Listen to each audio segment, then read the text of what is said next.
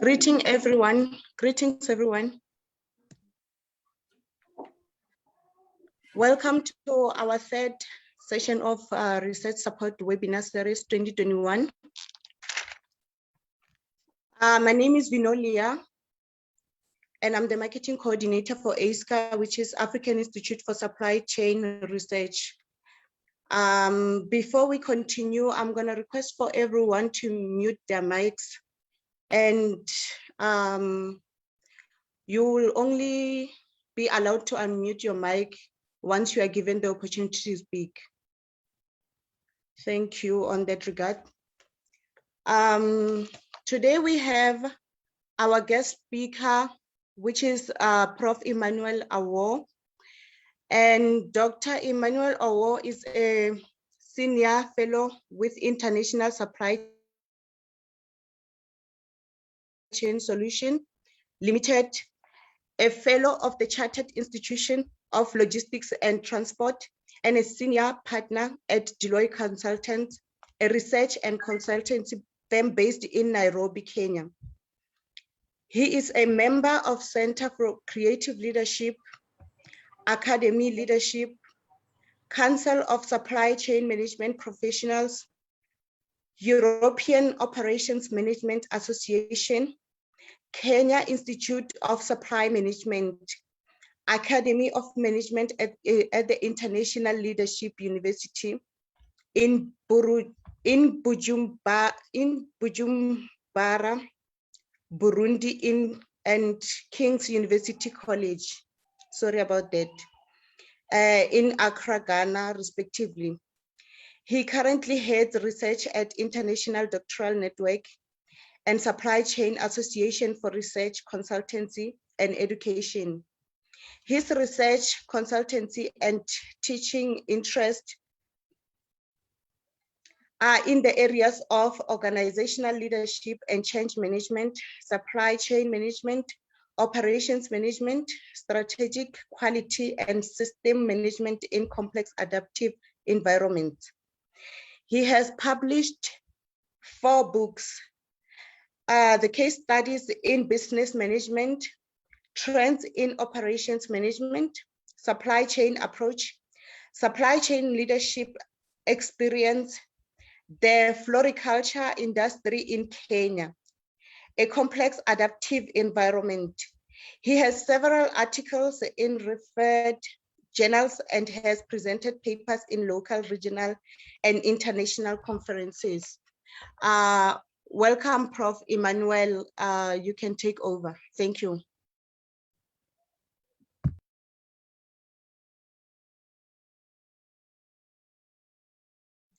Okay, thank you, Vinolia, for that very, very long introduction. It should have been much shorter, but I think that's good enough. Welcome all viewers and listeners everywhere on Facebook and other social media to our third series of lectures from ISCA. This one today is on generating research ideas, and basically what I'll do is I'll take you through the process of generating research ideas. But I think first of all, I want to say that for M&D students on board and those interested in these topics, it's important that you carry through the series of lectures, which goes on until I think the end of November. So that if you go through most of them, then you'll be able to connect all the dots in research. Because I know for next week, we are talking about literature review by Professor Michelin. So basically what I'm encouraging all members of ISCA and those logged in to ensure that you keep attending these forums so that you'll, at the end of it all, you'll be able to link all the dots in research together.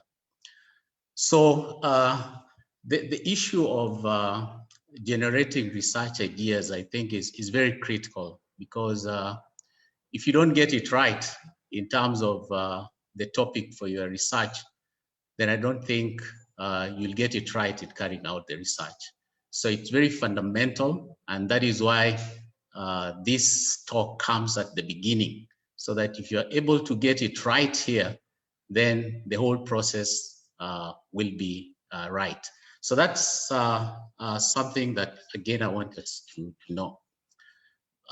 So where do these ideas come from? I think that's a question we all want to ask ourselves. And where do they exist before we have them? You see, that is also something we really need to ask ourselves.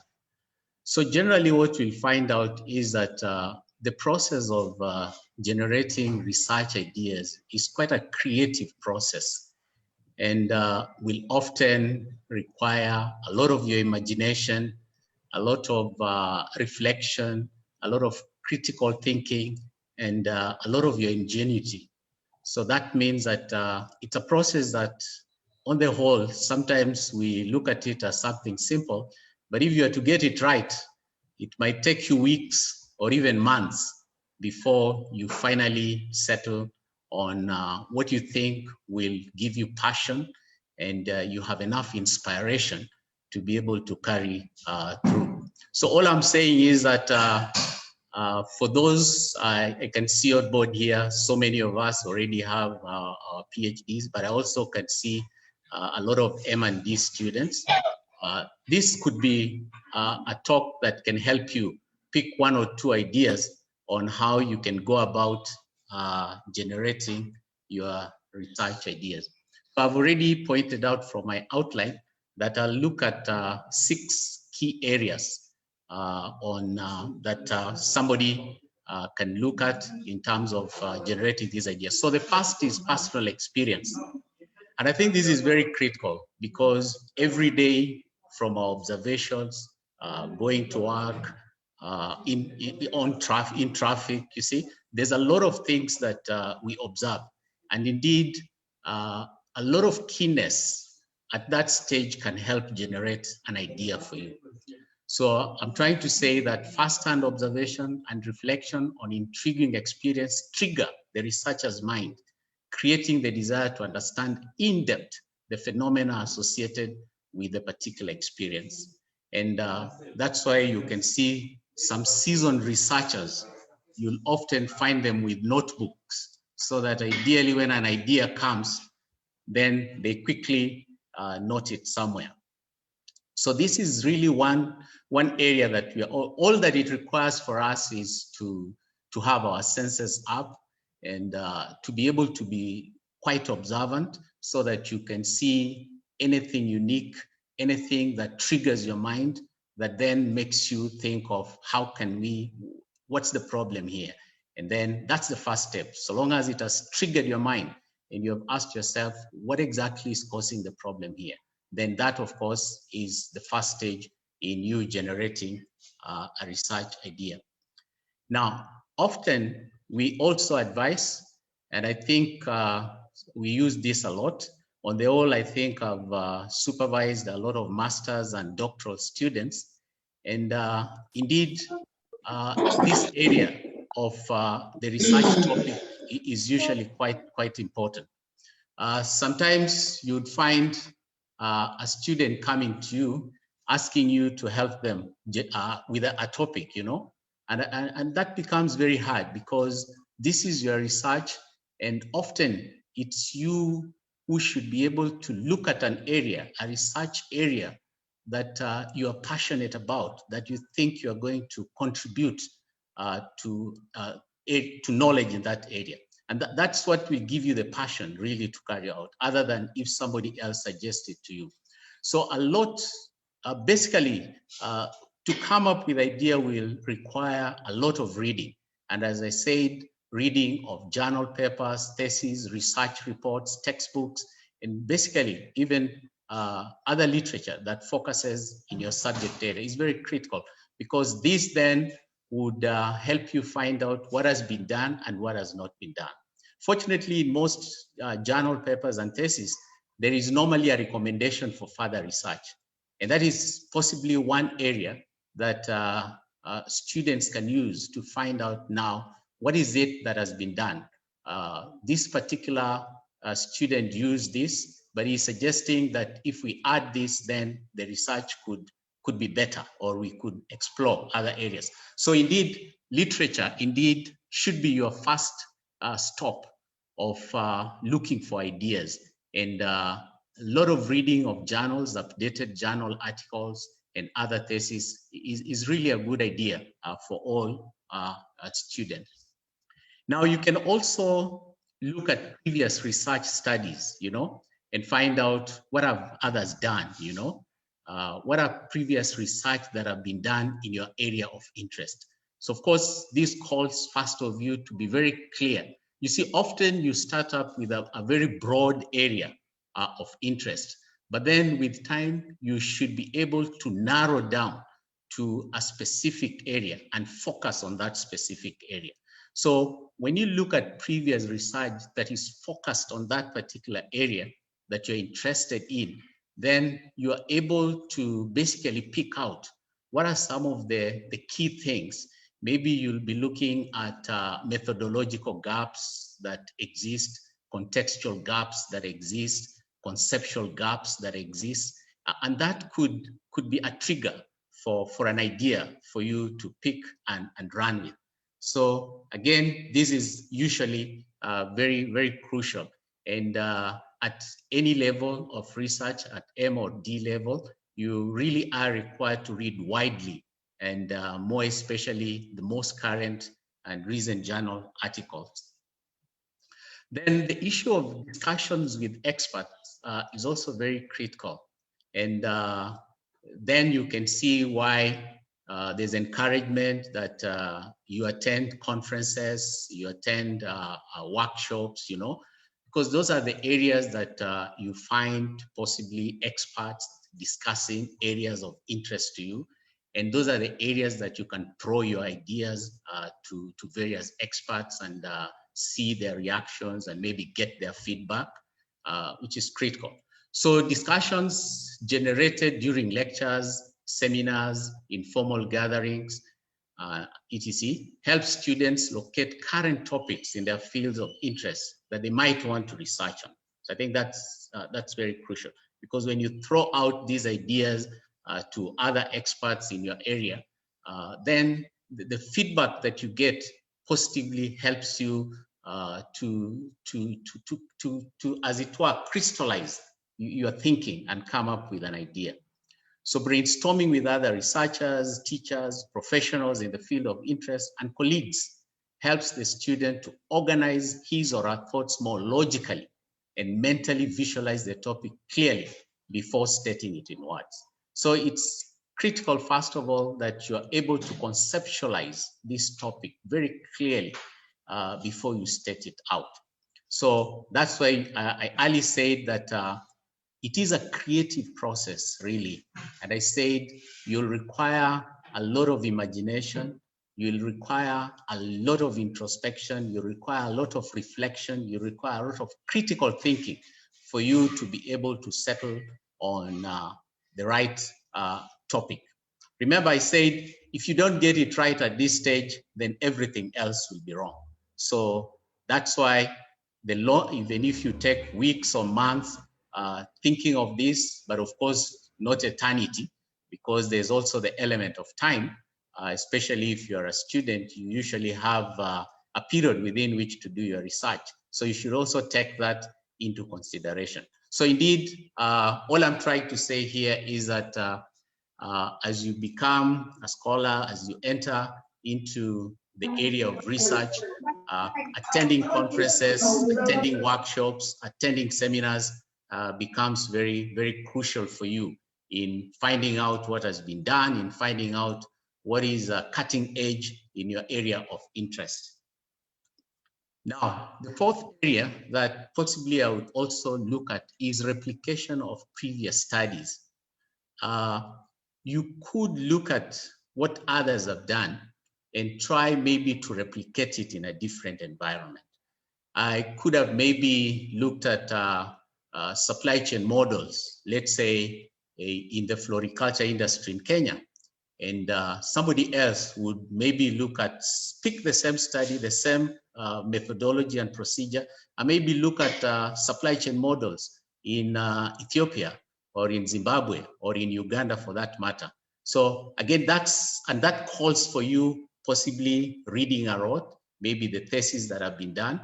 So replication usually done to find out whether findings hold over time and across similar or different environments, populations, or geographical settings. So that can also be an area for you. Possibly you just look at something, a research that was done in South Africa or that was done in Kenya, and you want to replicate it in South Africa. So you see what is going to be different there is the contextual environment, the geographical environment in which the research has been carried. And you'd want to find out, does it still hold? So that is a key area of you generating your research ideas. Now, we can't also forget the media. A lot of information, we are bombarded left, right, and center from the media. And it can be a source for generating a research problem, because often what we hear a lot in the media then helps trigger our mind on what exactly is the problem. But of course, I've cautioned that information from the media sometimes is subjectively presented, and sometimes it may be mere speculation or full of bias. So again, as if we use it as a source, then it means we have to be very careful in sieving out mere speculation and personal feelings that will not enable us or will not enable the research to withstand the scientific rigor of investigation. So in as much as, yes, we are advocating for looking for information also from the media, but I think the warning signs is that we really have to be very careful with any source of information from the media, as we all know. So I think in the interest of time, I've looked at those 6 key areas that possibly can help us see how to generate ideas. Now I'm going to look now to start addressing some of the key questions that are important in trying to generate research ideas.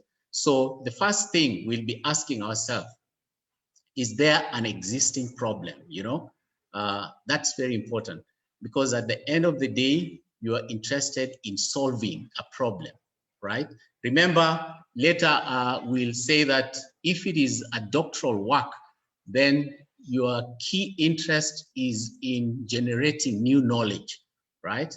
And if there is no problem, then your research is dead before it even begins.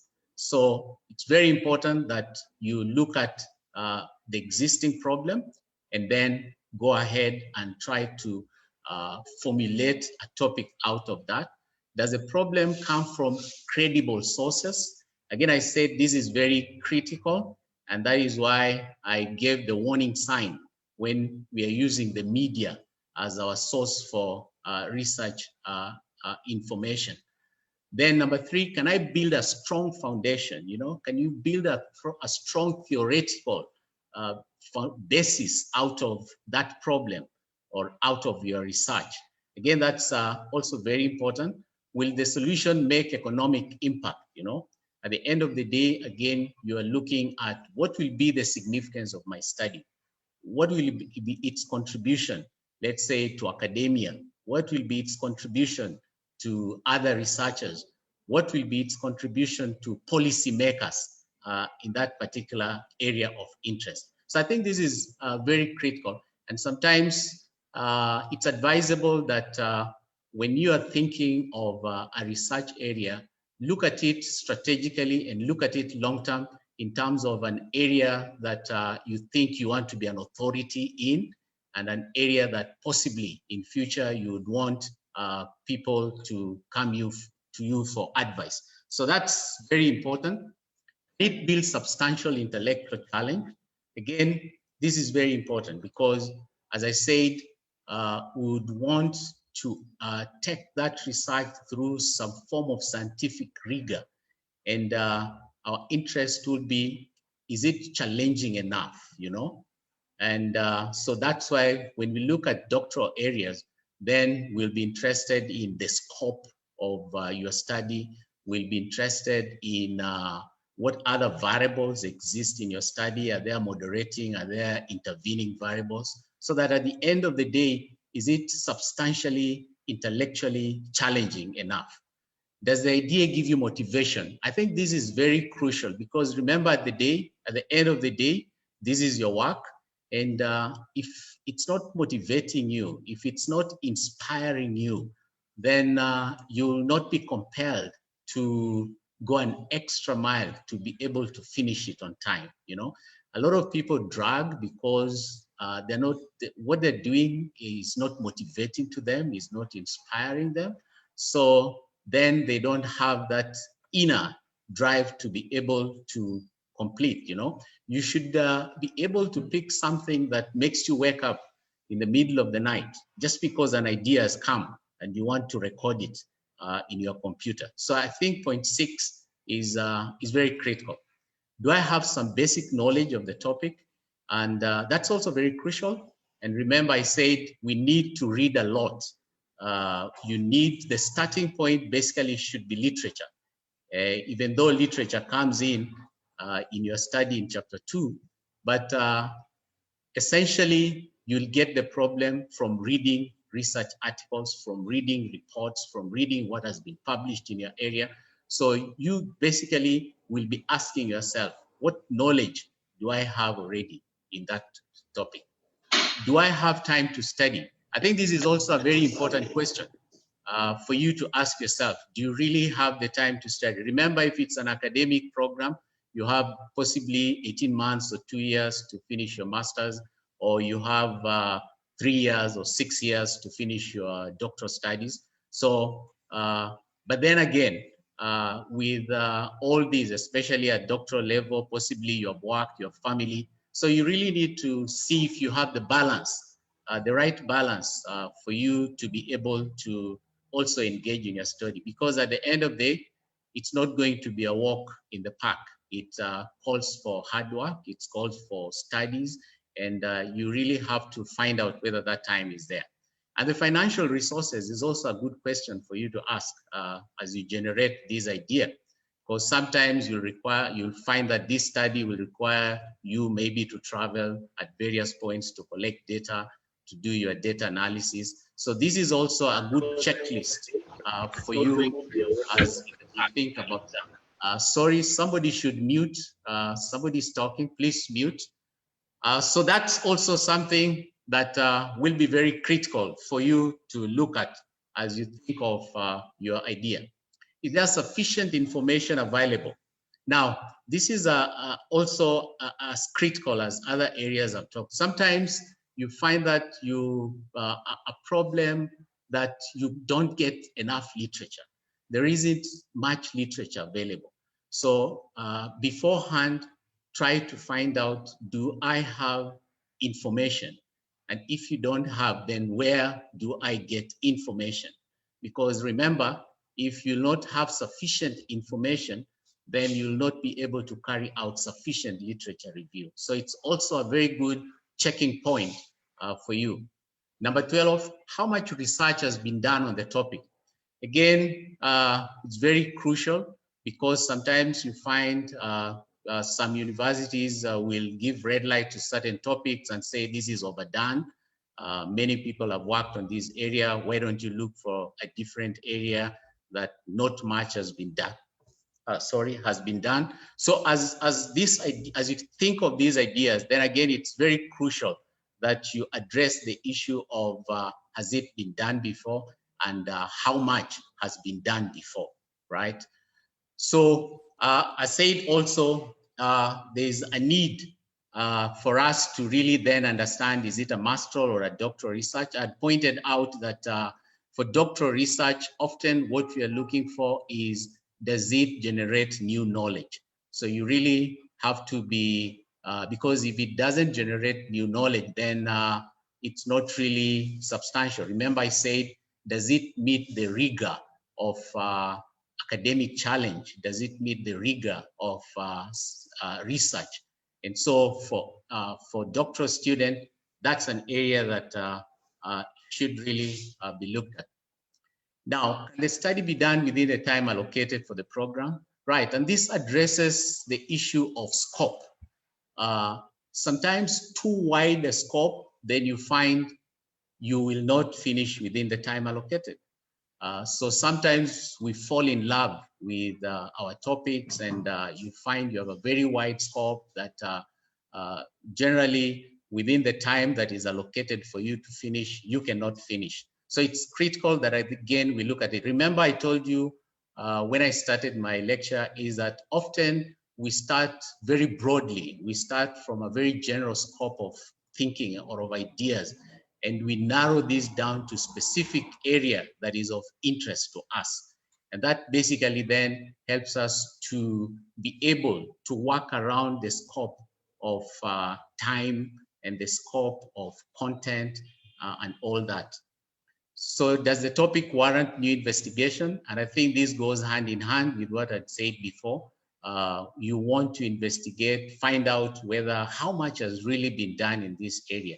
And will I be able to get something new out of it, remember? Or what angle am I going to be looking at that others have not looked at before? So I think that's very, very critical. So that, as I said, it doesn't look like we just generating what others have done without adding something that makes it unique to us. So does it review the inadequacies of existing laws, views, or policies? This is also very important, especially in terms of the output that we expect from the research. Does it challenge, let's say, some of the theory that already exists? Does it challenge what we already know? So I think that's also a very critical point as we think of generating research ideas. Does it cover a reasonable scope? I think I've tried to explain this. Too narrow or too general, you know, too wide a scope that you can't finish on time, too wide a scope that you will get exhausted financially, emotionally, to be able to undertake your study. And finally, I re-emphasize that PhD students need to add new knowledge to the subject area. We need to see what is it that you are contributing in that area. What is it that you're contributing in the knowledge of supply chain management, in the knowledge of procurement, in the knowledge of logistics, or any of that area that you're interested in. Right.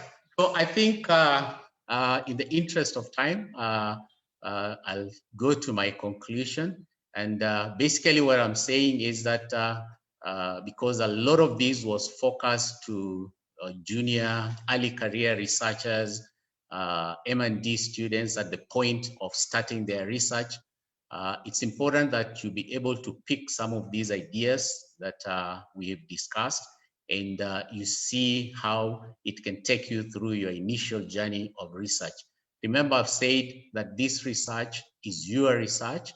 It has to be motivating to you. It has to be inspiring to you so that you are able to take the pain of going through it.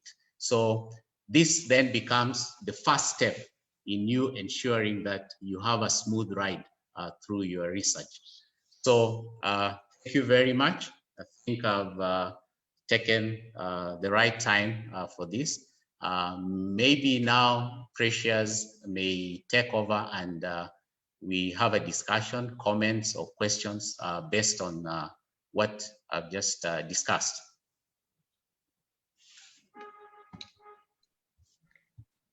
Thank you very much, Prof. Emmanuel, for the presentation. Now we're going to be taking questions. If anyone has a question, you can raise your hand and we'll attend to that. Or you can also write in the chat box for more comments or any questions. Thank you. Yeah, there's Joseph Karuneri. Yes, Joseph, go ahead. Good afternoon, everyone. Thank you for the organization of such an insightful session. My question is mainly with the sources of to the topics and to be precise, the media, because I'm actually in a process of writing or drafting a proposal for a PhD, So the topic which I want to investigate is to do with corruption, especially that through observation and consumption of media articles. Time and again, we are coming across corruption almost dominating front pages and almost being covered by all various sources of information, especially media-wise, whether it's the traditional or the digital. So my topic will be centered around public procurement, of which the biggest hurdle now it's access to information. So my thinking, which I want your advice with, it's you either on you raise an issue of subjectivity or how trustworthy media publications could be. And in this regard, in terms of because that is basically dealing with concealed information, especially in relation to tender and procurement. So in my head, I was just thinking to say, somebody should mute Musebudi. Yeah, okay, go ahead. Yeah, in my mind, I just felt, you know what, I think media publication can actually aid me or simplify in terms of accessing information that otherwise a public servant wouldn't be ready to actually share with me on a normal or in a normal basis. So I don't know, I'm still a bit confused there to say, because you can think about if you want to source information about corruption going in, you are acting more like an investigator, yet you are doing it solely for academic purposes. So I was just saying maybe it's better off if I can stick to newspaper articles and also maybe trace the newspaper articles to see how the story will be developing, whether there's going to be rebuttal, things like that, or whether someone is actually going to be given a right to actually respond. Because I think it's something that crossed my mind sometimes last year during the hard lockdown here in Botswana. So I've been monitoring the whole situation, and I've noted to say, you know what, there's just a trend which is not going anywhere. Almost week in, week out, there's an article about how a tender was actually scooped or how a tender was allocated and was not discharged, how someone was paid.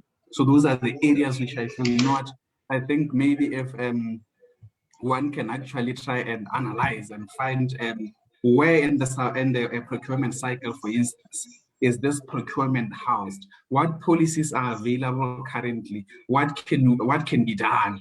So that is the area which I want to focus on. But now the issue of information that I can use, I don't know how you can advise a Prof on the basis of that. Yeah, thanks, Joseph. You said you're from Botswana. Now, and you're doing, you are in the early stages of your PhD. And if I get it right, you are interested in area of public procurement, tendering process, and corruption in public procurement. And your interest, you're saying you're getting most of this information, you pick them from the media. And so your worry is credibility of the source of your information. I think, Joseph, I think the general rule, Joseph, is that the popular media doesn't serve as a good source for your reference in your PhD work, just like we often also try to discourage Wikipedia. The fact that they've not gone through a peer review, and so the information, as you've said rightly, is often quite subjective and very biased, and sometimes may not help you help the research go through the scientific rigor that is required to make you validate your opinion. But having said that, I think a lot has been done in terms of procurement, public procurement and tendering.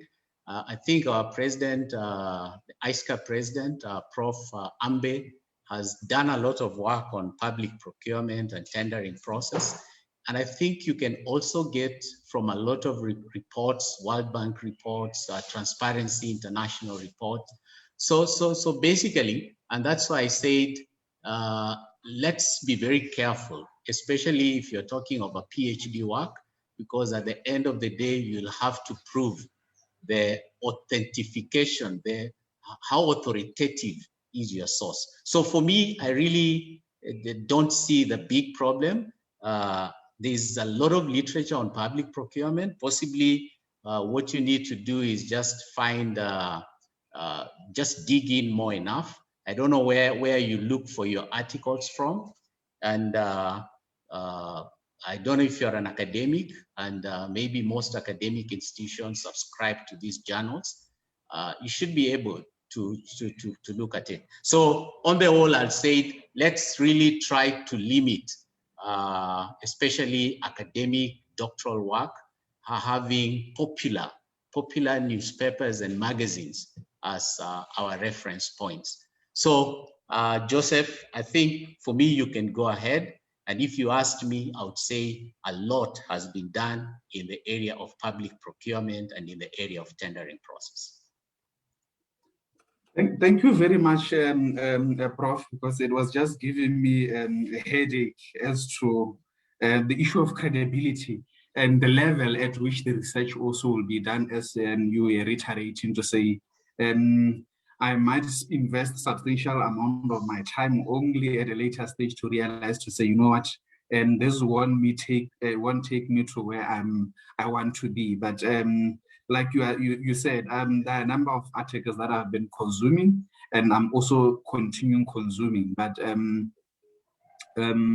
I'll also try and figure out and engage a number of colleagues, being an academician. I was actually away from academics, but now I'm back. So I think it should be much easier now engaging with other people and also taking 2 or 3 advices from professionals like yourself. Thank you very much. Yeah, thanks, Joseph. I think that's the beginning point. The beginning point is for you to look through literature, for you to throw these ideas to your colleagues, to your fellow academics, to experts, basically, and I think they lead you to the right. Remember what we've just said is that if you just use some of these popular newspapers and magazines, then the information is not authoritative. Sometimes it's somebody's opinion, which has not been peer reviewed. And that's where the red lights are, especially when now it comes to academia. So thank you, Joseph, for your question. So any other, over to you, Precious, for any other question? We do have another question from Bakari. He's asking if ASCA has the database for research ideas. Okay. Yeah, that's a good question. He's asking if there is a database for research ideas. Remember, it depends on what area you are interested in. There are organizations like, for example, let me just talk of ISCA. We are in the process of building a database for research, a database that students from all over Africa would be able to access to carry out various forms of research. And indeed, I don't know you said from which country you are, but there are research institutions that have a database that you can easily access and use for your research. So for ISCA, we are in the process. I think we haven't built quite a big database, but we are in the process of building a database that M&D would use in future. So thank you very much for that. Any other question, observation, comment? Yes, we do have other comments on the chat box. Dr. Warunge saying, thanks, Prof. Emmanuel, for your eye-opening presentation for helping generate research ideas. And Ntidiso says, thanks about user-friendly research presentation, Prof. I feel strongly about moving forward with research studies, government, SCM in particular. From Kenya, thank you. Okay, so yeah, so I acknowledge Dr. Waringe recently also graduated with his PhD. So I think he has gone through this journey, and I'm sure that's why he's given that comment. So he knows what he went through and to finally get his PhD. So thank you very much, Dr. Any more? Yes, Dr. You want to give a comment? Go ahead. Yeah, thank you very much, the host, and for your good presentation. Maybe just a quick one, and maybe something that we can share. I found it's very important to start early, and one has to read widely. And probably what one needs to do is to open a folder in your laptop so that you are able to put all ideas that you read together, so that you are able to pick areas that you have passion in. And probably you pick areas that touch on innovation. And this is very key. And I found this one to be very important because when you start early, you'll be able to scan through quite a lot of documents, and you'll be able to narrow down on the areas that you really like to look into. For instance, as we speak today, there are so many innovative ideas that have come either through ICT, and these things you can pick them as you go through your classwork or whatever you are doing, and probably you'll be able to pick a thread of one of the important things that really would contribute to ideas. Maybe this is what I wanted today, Prof.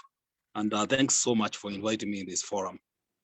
Thank you. So, sir, thank you, Dr. Waringi. I think maybe to just put a point or two on something he said start early. He said read widely. He said you possibly create a folder where you'll keep all these your reading and articles. And out of that, then possibly you'll be able to pick out a problem area that will give you, you're passionate about, and that will give you inspiration to continue with your studies. So thank you, Dr. Waringi. Back to you, Vinolia. Precious, okay, for any other question. Yes, says Vinolia.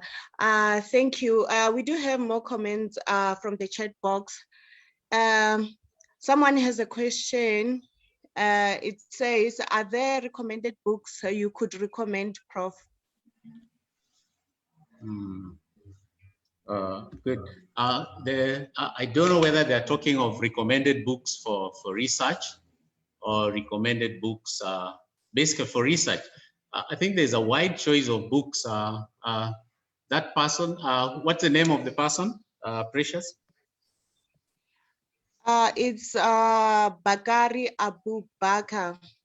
Okay, so Abu Bakar, if you are talking of research books, then I think there's so many.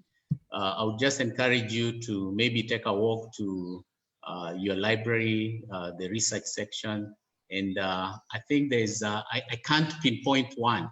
I'll tell you there's quite a number of books that basically are all good for research. Now it also depends on what particular aspect are you really looking for. We have books all the way from Potari, we have Coop and Schindler, we have a lot. I think the list is so huge. So possibly if you'll get in touch with Precious, then I can email you a list of research books that you can go through. Some of them, luckily, I'm sure you can get e-copies, and that would help you. So possibly just get in touch with the information desk at ISCA, and they'll get to me, and I can then put for you a list of books that you can read on research. So thank you very much. Is it Bandari or Babakari for that? Okay. Yes, thank you, Prof. Yeah. Yes, we do have another question from Ntidiso. Says, is there a place I can drop my research ideas because I happen to think in different disciplines which I don't have time to research on? Mm-hmm. Yeah, I think he's asking a good question. Is there a place that I can drop? Remember, I said that I'm sure you don't exist in isolation. And you must have colleagues. You are able, wherever you're working from, you have colleagues, possibly some who have gone through these studies or who have not gone through, or professionals in the area of your interest. And we had said earlier that throwing off your ideas with colleagues, with experts in your area, attending conferences, seminars, workshops, and meeting experts, making presentations, and throwing in your ideas and getting feedback. I think that's a much better way than saying there's another box somewhere, physical box where you go and drop in your ideas. So I would advise that as much as possible. You see, research is interactive, especially research in our area of supply chain generally. So that basically means, and I know you are not alone.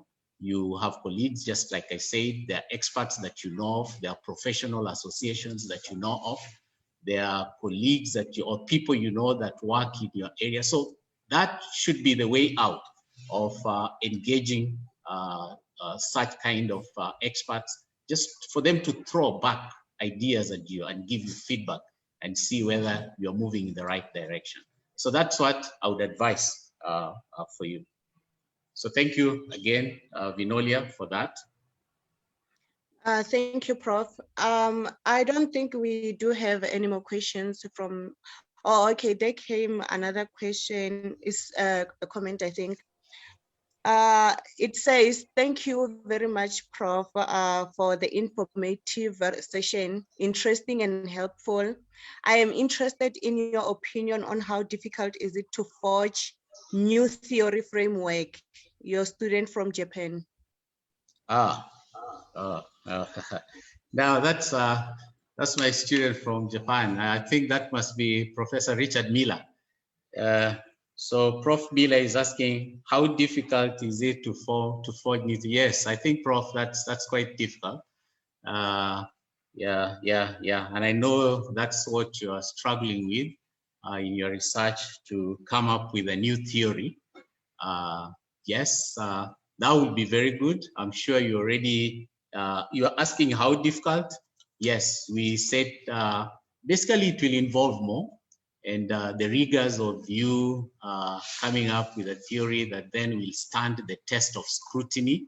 I'm sure you can attest to that. But maybe let me just give Professor Miller just time to maybe respond to that, my feedback. Prof. Miller, just say something. Hi, can you hear me, Dr.? Yes, I can hear you. Thank you very much.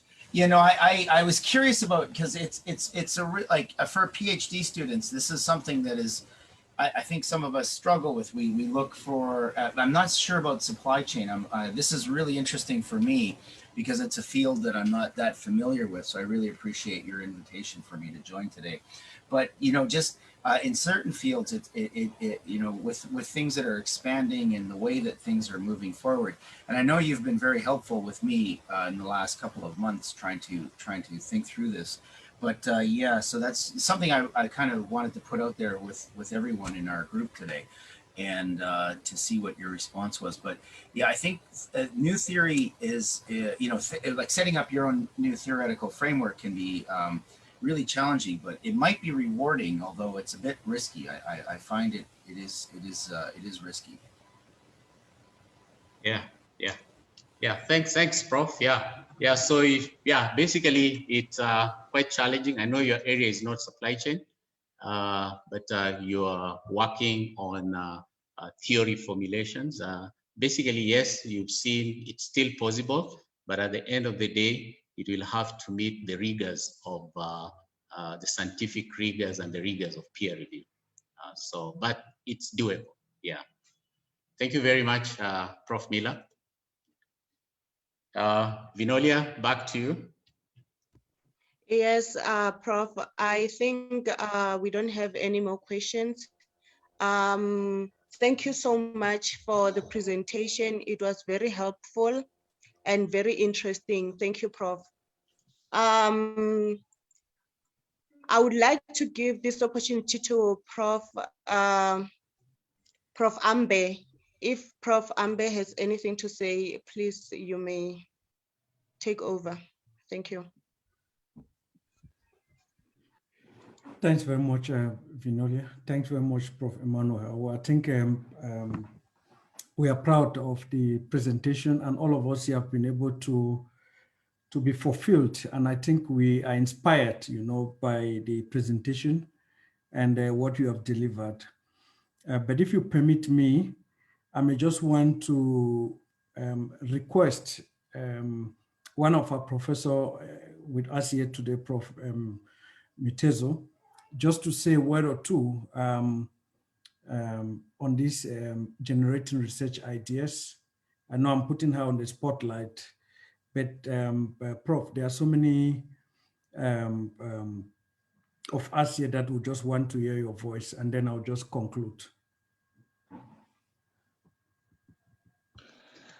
Thank you very much, Prof. Ambe, and thank you for the opportunity. I really enjoyed the presentation. Thank you, Prof. Emmanuel. Very informative. Yeah, it was really speaking because yesterday I was sitting with my new doctoral student and we went through much of what you discussed today. So for me, I think it was very fulfilling.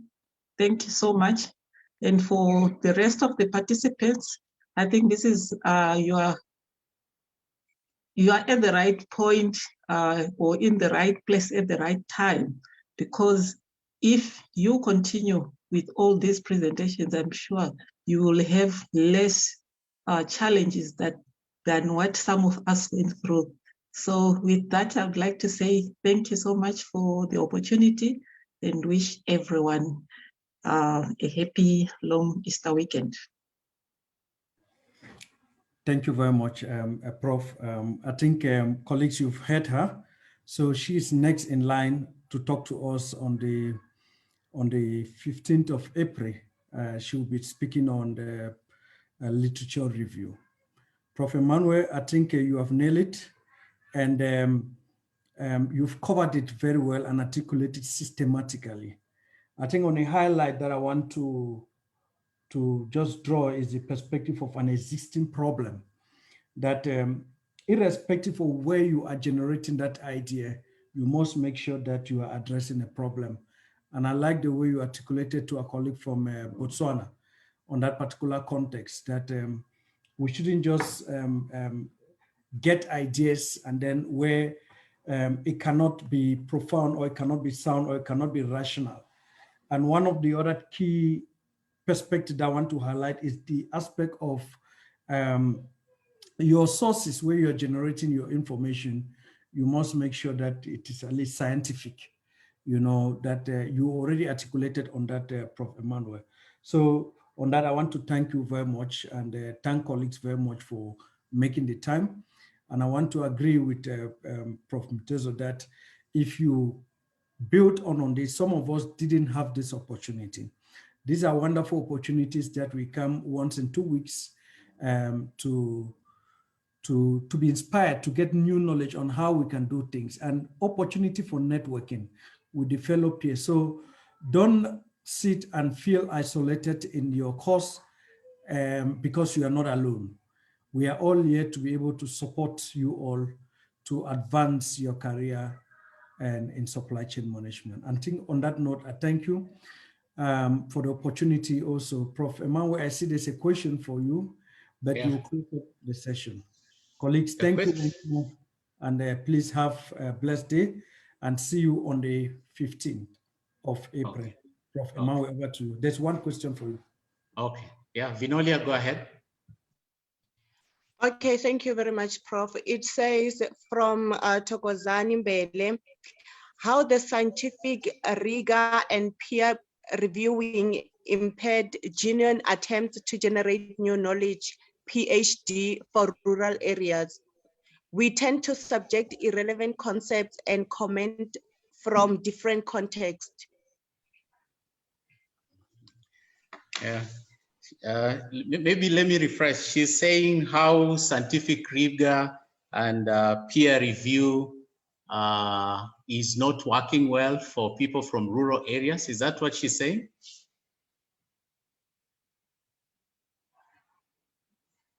Precious, is that what the person said? Yes, most likely. Yes. Yeah. You see, once you get into research, I mean, whether you're operating from the North Pole or from Siberia or from down under in Australia or wherever, you know, there are basic principles and that then you just have to hold on to. You have to observe the principles of scientific vigor in your research. I mean, peers have to look at your work to say whether it's making sense or not, basically to give you direction. And so I really don't think anybody is biased. What I'm trying to think is that that's the nature of research. And that's why we are all of us agreeing that it's not a smooth sail, because if you're a doctoral student, at the end of the day, there'll be an external examiner somewhere. There'll be other examiners somewhere to look at your work. If it's an article, there'll be peer reviewers elsewhere to look at your work. So I think it's the nature of this area of research that for it to be validated, for you to speak with authority, for us to adopt that theory that Professor Miller was talking about. We want other external eyes to have seen it. We want to go through your methodology to see whether it meets the basic scientific principles of research. We want other people, experts in that area, to review it and also give their comments. So I think there are no two ways about it. And I really don't think you are being honest when you say that such reviews are biased towards rural areas. I don't think so. Thank you, Vinod. Can I make an addition on that? Yes, go ahead. The thing is, the question has been misinterpreted. The thing is, when you have embraced an idea from the rural areas, right? And you allow a student to go with that topic. The problem is with the reviewing, and also when the proposal is being actually assessed by the colleagues. At least individuals with the knowledge of certain context should be involved so that we can solve the problem rather than taking a problem to another context. And we find that a student is researching something completely different. And also when the PhD has been completed, now the examiner, external examiner, is situated on another, let me say, area or country, and without a better perspective of what the document itself is addressing. And you find that a document is now being reviewed, and you ended up changing the entire document because at the end of the day, the student has to pass. So that's the problem I'm having. And also, as researchers, why don't we go back and check all these principles that are existing? Are all these relevant to all context around the world? Why don't we start developing new methods? Look, Africa is having more rural areas, but we're using all these models. I understand when you were talking about ideas. We can take the existing research, we can review it and all those kind of things. But at the end of the day, when we are taking an existing research, we are not trying to develop methods that will be applicable for the problems we are having, especially in rural areas. Thank you. That's okay. I think that now it's clear to me. But I think there's something that you've mentioned, which I think is normally the rule. When possibly a PhD thesis is being reviewed, they have to involve a subject expert. So I think that what you're bringing in is the external examiner may not be privy to the local context, but indeed then there has to be internal examiners as well there has to be 1 or 2 internal examiners who are privy to the local context. Basically, then there has to be a weighting between what the external examiner says and what the internal examiner says. So yes, I think what you said is basically true, but I've agreed with you. There is need to bring in subject experts in the review process. Yes, and you've also said that we need to come up, look at the whole processes of research and see whether they are really in tune with the African context. So I think that's a good observation that has been taken in. Thank you. On your Yes. same point, the universities are giving too much weight on those international examiners rather than other national examiners who are having a better understanding of what is there in the document. Yeah, I think that's noted. Yeah, a lot of weight on external examiners who may not be privy to the local context. Yeah, thanks. That's a good observation. Thank you. Yeah. Thank you very much. Vinolia, over to you. Thank you very much, Prof. Emmanuel. And I would like to thank everyone who managed to attend this event, and also follow us on our social media platforms for more information on upcoming events. And lastly, have yourself a wonderful day. Thank you. Yeah, thank you, everybody. Thank you very much. Have a wonderful Easter. Thank you.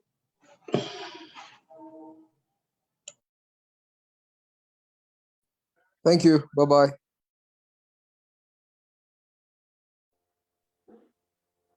Thank you. Bye-bye.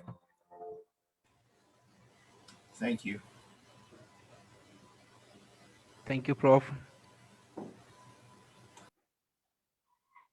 Happy Easter, everyone. Looking forward to meet you next time. Enjoy the Easter holiday. Siyabonga.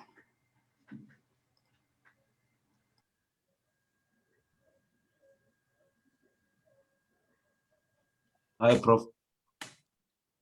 Enjoy. Same to you, Bye, Prof. everyone. Enjoy. Take care. Bye. Yeah, bye, everybody. Have a pleasant Easter. Take care. Bye, Prof. Same to you.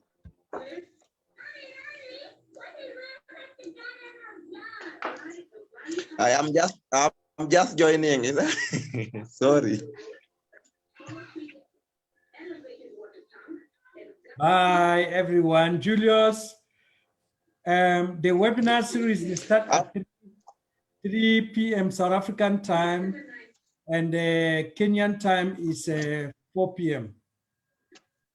Do you have another one the next time? Because I asked from the email and I wasn't replied. That's why I'm just joining. I thought it was 5 p.m.